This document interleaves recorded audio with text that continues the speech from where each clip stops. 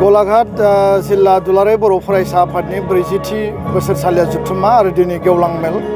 बिथांमोना आंखौ हांख्रायदों आसाम नागालेण्ड बर्डारनि बे जोबथा जयन्तिपुर गेलेग्रा फोथाराव खोब समायना रमायना थासारिनि गेजेराव जोंनि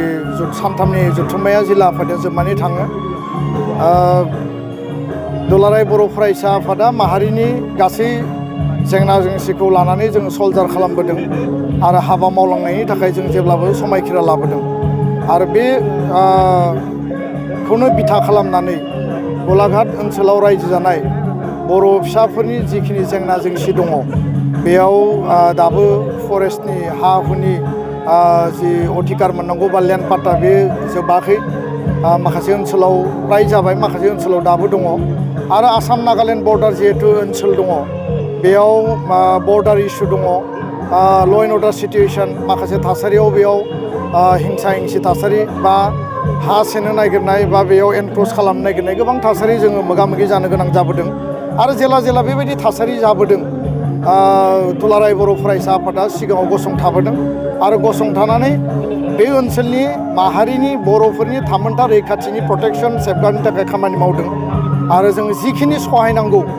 बे सहायनांगौ थासारिखौबो जोङो सल्जार खालामदों। दा बेखायनो खुनु कारनाव 1 बिगा बा 1 इंसि हा जोङो सिगाङावबो बुंदों दिनैबो स्पष्ट बुंगोन नागा आरो बर'फोरनि गेजेराव भुल बुजाबुजि गैया, गुबुन हारिफोरनि गेजेरावबो जोंहा भुल बुजाबुजि गैया। जिबायदि आसाम मेघालय बर्डार डिसपुटआ जोबनायनि लामायाव बे मोनसे प्रसेसआव दङ, आसाम मेघालय बर्डार इस्युआबो मोनसे प्रसेसआव दङ आरो जों आसाम अरुणाचलनि बाथ्रायावबो बुंदों खुनु कारनाव बर' ओनसोलनि हा ट्राइबेल बेलेन्ड ब्लक हाया अरुणाचलाव थांनो मोना। आसाम नागालेण्डनि बेलायावबो जों स्पष्टबादि फरेस्टआव थानाय बेलेन्ड ब्लकआव थानाय खासलेण्ड ग्रेजिं लेण्ड जि लेण्डआवनो थाया मानो बर'नि 1 बिगा हा जाहाथे नागालेण्डआव दैथायहरा, बर' गामि बर' न'खर जाहाथे दैथायहरा बेनि थाखाय जों स्ट्रंलि जों स्टेन्ड होगोन। बे सुप्रिम कर्टआवनो जा बा माने आसाम सरकार भारत सरकारनि मजियावनो जाया मानो। दा बेखायनो बे बाथ्राखौ आं स्पष्ट बुंबाय। गुबुन फारसेथिङै बे ओनसोलाव थानाय जोंनि स्कुलनि अबस्थाया मोजां नङा। गोबां भेन्सार स्कुलाव सिंगल टिचार जिर' टिचार टेट एपइन्टमेन्ट होनांगौ, बेयाव टेट क्वालिफाइड जोंहा टिचारनि एभेलेबिलिटिया खम।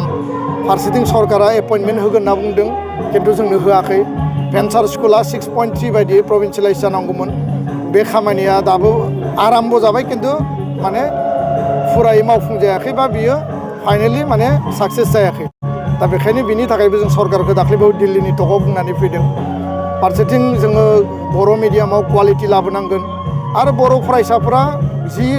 मिडियामाव फराया मानो क्वालिटि सोलोंथाइ लानांगोन। जों बे ओनसोलाव थानानै मोजोमसेल' बर' फिसाफोरा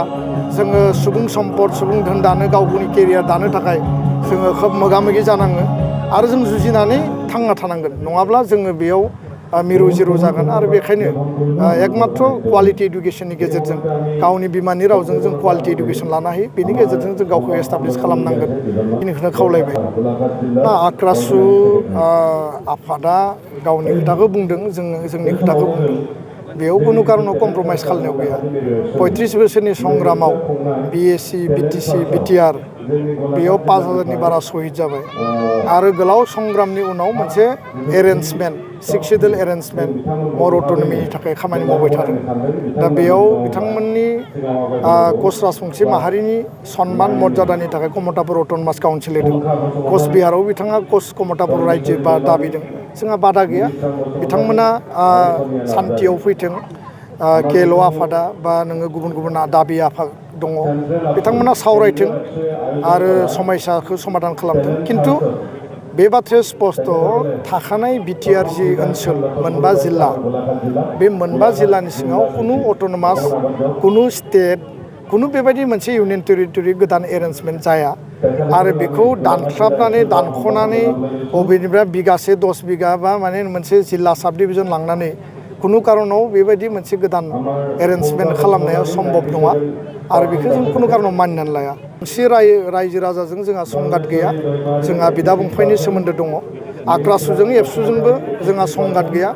जोंनि सोमोन्दोआ अटुट खिन्थु बाथ्राया जाहैबाय जे इस्युखौ लानानै बिथांमोना जि बाथ्रा बुंदों जोंनिफ्राय बेखौ क्लेरिफिकेसन होदों जिहेतु जोंनि बर'नि गेजेराव दा मोनसे हाथियार लाग्रा जिहेतु जोंनि बर'नि गेजेराव दा मोनसे हाथियार लाग्रा आफाद जोनोम जागोन होननानै मोनसे प्रेस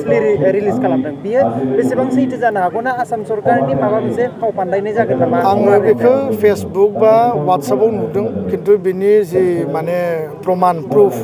बा बियो बेसेबां सैथो बियो बबे एंगोलनिफ्राय फैदों बिनि जि फेक्ट फाइन्डिं बिनि रियेलिटिखौ दाबो जों मिथियाखै आरो रियेलिटिखौ मिथिबा बिनि उनाव आं कमेन्ट होगोन उइदाउट नयिं the reality I don't like to comment on this issue दा बेखायनो आं सानो जे जों सान्थि लुबैयो सान्थिनि गेजेरजों माहारिखौ दानांगोन माबा मोनसे जोङो आंखाल जादों जोंनि लुबैनाय बायदि जायाखै गणतान्त्रिक सान्तिपुर्ण जोंहा पन्था दङ आरो अहिंसा आरो गणतान्त्रिक पन्थानि गेजेरजों जों गावनि प्रतिबाद आरो गावनि खोथाखौ बुंनो हायो आरो बे खोथाखौबो आं बुंगोन जे बर' कसारि काउन्सिलनि बे ओनसोल जिहेतु गलाघाटआ बे काउन्सिलनि गेजेरजों जोंनि हा हु जोंनि सोलोंथाइ रांखान्थि बिनि गासै बिथिंनि जौगानायनि थाखाय जोङो काउन्सिलखौ सक्तिशालि खालामनांगोन काउन्सिला सक्तिशालि जानांगौब्ला काउन्सिलनि एरिया एडमिनिस्ट्रेट एरियानि भिलेज नटिफिकेसन जानांगोन समस्ति दाफुंनांगोन 36टा समस्ति आरो बे समस्तियाव इलेक्सन कन्डाक्ट खालामनांगोन इलेक्टेड काउन्सिला आसाम सरकारनिफ्राय बांसिन पुँजि मोननो हानांगोन होमबानिया जों इनफ्रास्ट्राक्चार आरो गासै बिथिंनि जौगानायखौ जों मावनो हागोन बेखौनो लानानै जों भारत सरकार आसाम सरकारखौ जों दाबि होबोदों एबसु आरो इउबिपिआव जों जयेन्टलि गोजोन्थों